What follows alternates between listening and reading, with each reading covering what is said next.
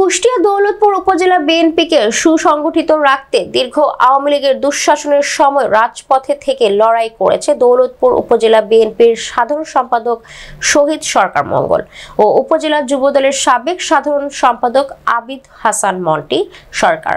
উপজেলা বিএনপির সাবেক সভাপতি আলহাজ আলতাফ হোসেন ও প্রবীণ বিএনপি নেতা অ্যাডভোকেট রমজান আলী আলাউদ্দিন বাদল ও ছাত্রদল কেন্দ্রীয় সংসদের যুব সাধারণ সম্পাদক হাসাইন নাহিয়ান সজীব এর উপস্থিতিও ছিল চোখে পড়ার মতো।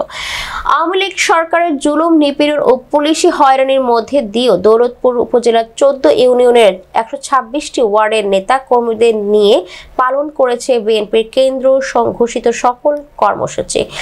বিএনপির কেন্দ্র ঘোষিত কর্মসূচি পালন করতে গিয়ে বারবার কারাবরণ করতে হয়েছে শহীদ সরকার মঙ্গল ও আবিদ হাসান মন্টি সরকারকে।